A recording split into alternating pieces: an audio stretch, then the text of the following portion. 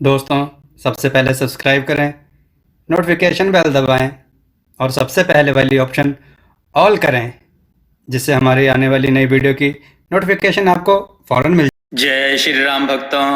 दोस्तों, ये कथा सुनकर आपको आनंद आ जाएगा। आज की कथा है चतुर गरुड़िया और अंधी राजकुमारी। आइए कथा को श्रवण करें।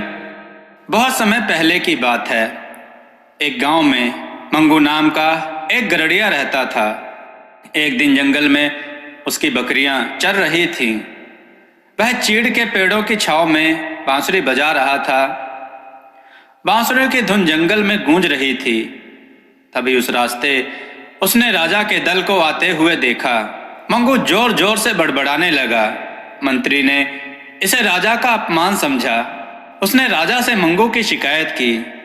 राजा ने मंगू से क्रोध करने का कारण पूछा।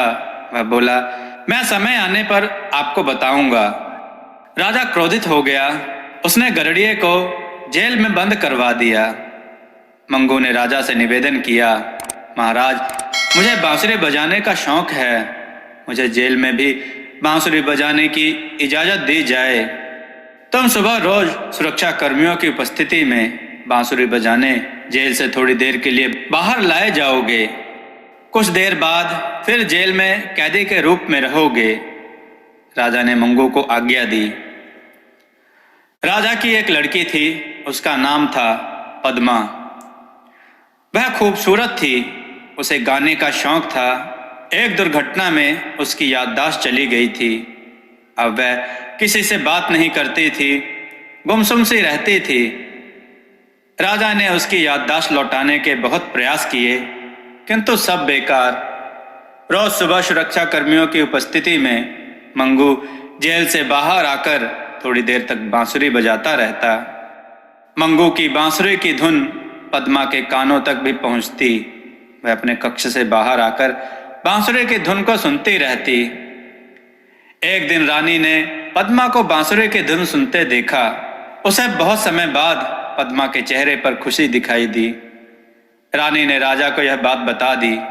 राजा ने मंगू को कैद से मुक्त करते हुए आज्ञा दी कि वह इसी दरबार में रहेगा और पद्मा को बांसुरी की धुन सुनाया करेगा। मंगू ने ऐसा ही किया। धीरे धीरे पद्मा के स्वास्थ्य में सुधार आने लगा। अब वह अपने परिवार वालों के साथ बातें भी करने लगी। कुछ दिनों के बाद वह गाने भी लगी। अब मंगू बांसुरी बजाता और वह गाती। राजा और रानी पद्मा में आए परिवर्तन से बड़े खुश थे। महाराज, मंगू ने हम पर इतना बड़ा उपकार किया है। मुझे लगता है पद्मा मंगू को चाहती है। हमें दोनों की शादी करानी चाहिए। एक दिन रानी ने राजा से कहा, महारानी, हमारा कोई पुत्र नहीं है। हम जिसके साथ पद्मा का विवाह करेंगे उसे ही इस राज्य का उत्तराधिकारी भी बनाएंगे।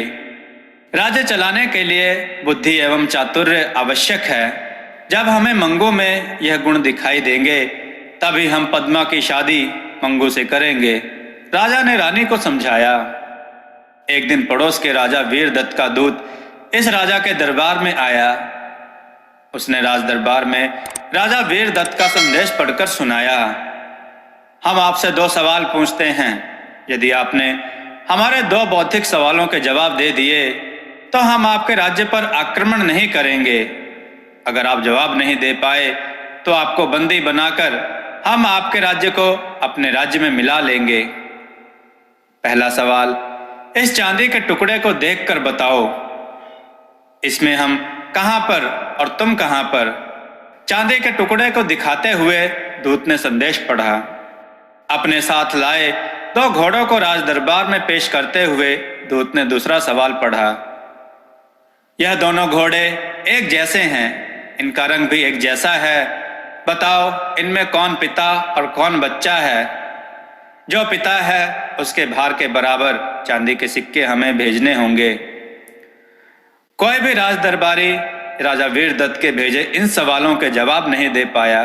मंगू ने कहा, महाराज, आपकी आज्ञा हो तो मैं इन सवालों का जवाब बता सकता हूं। बताओ। राजा ने मंगू को आज्ञा दी। मंगू ने दूध के लाए चांदी के टुकड़ों को हाथ में पकड़कर और गौर से देखा। वह बोला, महाराज, यह चांदी का टुकड़ा पड़ोस के राजा वीरदत्त और उसके राज्य के नक्शे के रूप में है।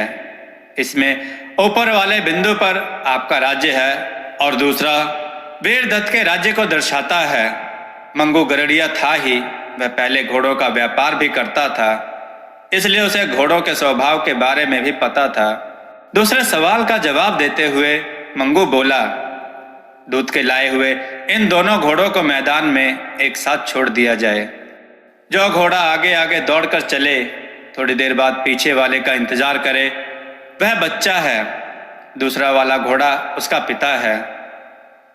राजा मंगू की बुद्धिमत्ता से प्रभावित हुआ। उसने पद्मा की शादी मंगू से कर दी और उसे अपना उत्तराधिकारी भी घोषित कर दिया।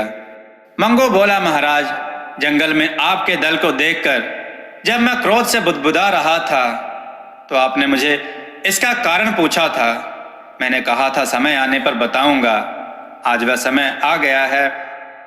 मैं यह सोचकर गुस्सा कर रहा था कि राजा की कन्या जो अपनी याददाश्त भूल बैठी है, राजा उसका विवाह कैसे करेगा। मुझे अपनी कल्पना पर हंसी और गुस्सा भी आ रहा था। बस यही बात थी महाराज।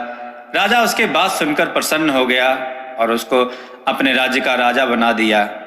दोस्तों, आपको यह कथा कैसी लगी? अपने विचार और सुझाव कमेंट में जरूर दें।